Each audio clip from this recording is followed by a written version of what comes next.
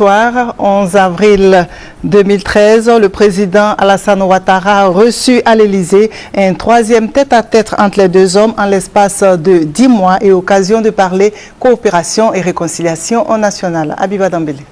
Pour cette troisième rencontre entre les deux chefs d'État, les sujets de discussion étaient nombreux. Le président français François Hollande a tout d'abord encouragé les autorités ivoiriennes à poursuivre les réformes engagées dans le domaine de la sécurité, de la réconciliation et du dialogue politique.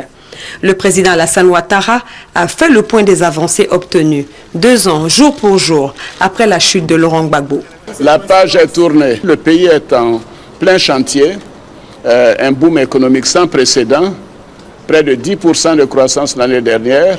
Cette année, ce sera la même chose. Croissance à 2 chiffres à partir de 2014. Taux d'inflation, moins de 2%. Déficit budgétaire de 3%. Et ainsi de suite.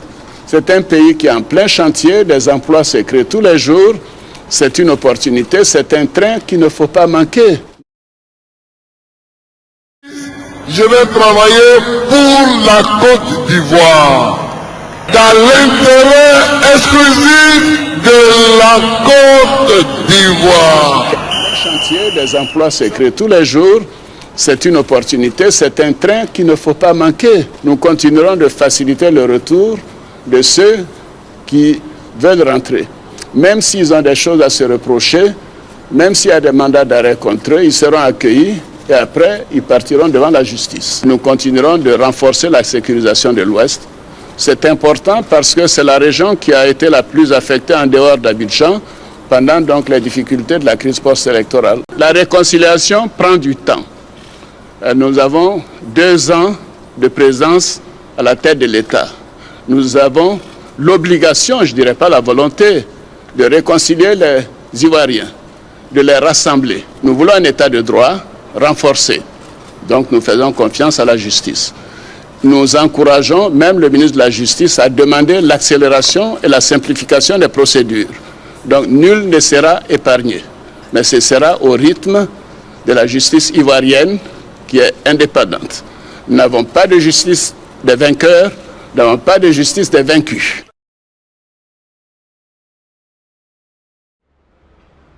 Ça fait bientôt 2 ans que le président Ouattara a pris ses fonctions. Ça fait bientôt 2 ans qu'il a fait ses promesses très importantes quand il a dit qu'il n'y aurait pas d'impunité dans la nouvelle Côte d'Ivoire, que tous les gens qui ont commis des crimes graves seraient jugés, quel que soit leur rang, quelle que soit leur affiliation politique. Et donc c'était des déclarations très importantes et on se rend compte que presque 2 ans après, malheureusement, beaucoup de ces promesses ne se sont pas concrétisées. On a aujourd'hui une justice d'une certaine manière à 2 vitesses, avec d'un côté près de 150 personnes qui ont été poursuivies pour des crimes commis par le camp Gbagbo pendant la guerre et personne du côté des forces pro-Ouattara.